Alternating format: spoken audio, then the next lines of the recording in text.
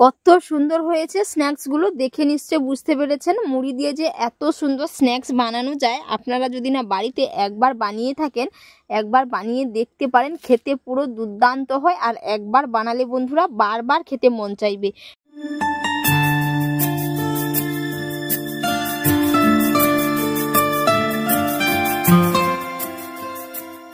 নমস্কার বন্ধুরা, যখনই আপনাদের খুব জোর খিদে পাবে, বাড়িতে যখন কোনো কিছু খাওয়ার জিনিস থাকবে না, আপনারা কিন্তু শুধুমাত্র এক বাটি মুড়ি দিয়ে দারুণ মজাদার মুখরোচক একটি স্ন্যাক্স বানিয়ে নিতে পারবেন। খেতে পুরো দারুণ হয় আর কম বেশি কিন্তু সবার বাড়িতে মুড়ি থাকে। এর জন্য আপনারা পুরো রেসিপিটা দেখতে থাকুন, আশা করি আপনাদের খুবই ভালো লাগবে। সাথে চ্যানেলে নতুন বন্ধু হয়ে থাকলে অবশ্যই চ্যানেলটি সাবস্ক্রাইব করে নেওয়ার অনুরোধ থাকলো। এই রেসিপিটা বানানোর জন্য এখানে আমি এক বাটি মুড়ি নিয়েছি। তো এই বাটিটার মাপ করে এক বাটি মুড়ি নিয়েছি। এবার আমি এটাকে আরও এক বাটি এর মধ্যে জল দিয়ে দেব। যেই বাটির মাপ করে মুড়ি নিয়েছিলাম ওই বাটির মাপ করে মিক্সিং বোলের মধ্যে আমি জলটা দিয়ে দেব।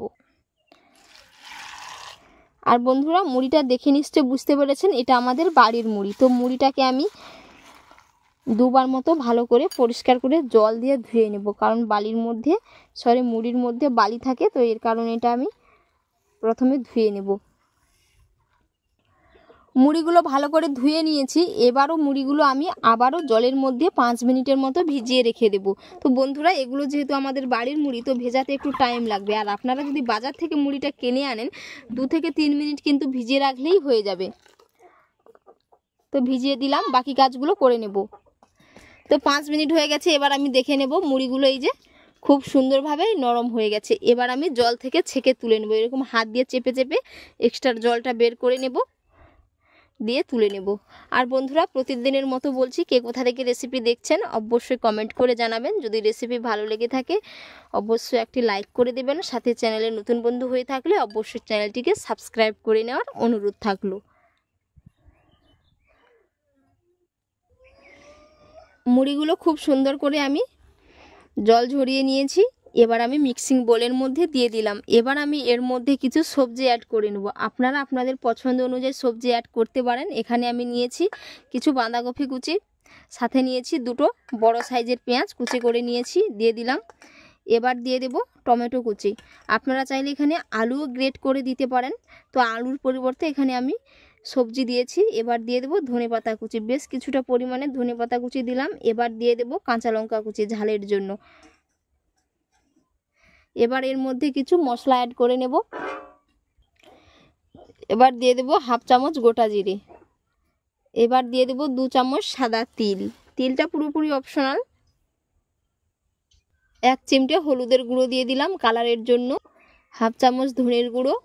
এবার দিয়ে দেব সবজি মশলা। তো আপনাদের কাছে যদি আরও নানা ধরনের মশলা থাকে আপনারা কিন্তু দিতে পারেন। তো এবার এর মধ্যে দিয়ে দেব 2 চামচ কর্নফ্লাওয়ার, 1 চামচ আর 1 চামচ দিয়ে দেব, 2 চামচ দিয়ে দিলাম।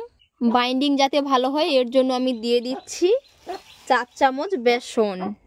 আর বন্ধুরা, এখানে আমি কর্নফ্লাওয়ারটা দিয়েছি যাতে নাস্তাগুলোর কালারটা খুব সুন্দর আসে, সাথে দারুণ মুচমুচে হবে। এর কারণে আমি কিন্তু এখানে কর্নফ্লাওয়ার দিয়েছি। তো আপনাদের কাছে যদি না কর্নফ্লাওয়ার থাকে আপনারা অ্যারারুট কিংবা ময়দাও দিতে পারেন। তো এবার আমি খুব ভালো করে প্রথমে মিশিয়ে নেব। আর মুড়িগুলো এরকম হাত দিয়ে প্রেস করব না, দিলে মুড়িগুলো কিন্তু ভেঙে যাবে। মুড়িগুলো যাতে খুবই এই রকমভাবে ঝুরঝুরে থাকে, তো এর কারণে আমি প্রথমে হাত দিয়ে খুব ভালো করে মিশিয়ে নিচ্ছি। এবার আমি অল্প করে জল দিয়ে মাখিয়ে নেব। এবার আমি অল্প অল্প জল দিয়ে মাখিয়ে নিচ্ছি।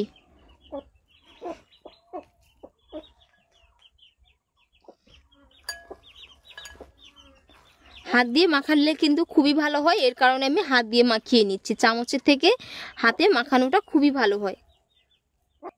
এই যে বন্ধুরা, খুব সুন্দর করে মাখিয়ে নিয়েছি। আর বাইন্ডিংটা দেখুন কত সুন্দর হচ্ছে। তো বন্ধুরা, এখানে আপনারা অবশ্যই কিন্তু লবণটা অ্যাড করবেন যদি বাজারের কেনা মুড়ি হয়। যেহেতু এটা আমাদের বাড়ির মুড়ি, অল্প একটু নোনতা ভাব থাকে, এর কারণে আমি কিন্তু লবণটা অ্যাড করলাম না। যদি দরকার হয় আমি এর মধ্যে অল্প করে একটু লবণ দিয়ে দেব। এই যে খুব সুন্দর হয়ে কিন্তু বাইন্ডিং হয়ে গেছে। এই রকম করে আমি সবগুলো বানিয়ে নেব। এইদিকে কড়াইয়ের মধ্যে তেল দিয়ে তেলটা খুব সুন্দর হয়ে গরম হয়ে গেছে।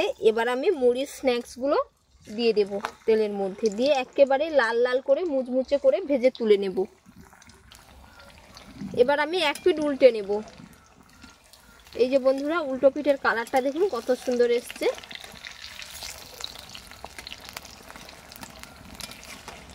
এরকম করে উল্টে পাল্টে পুরো একেবারে লাল লাল করে ভেজে নেব।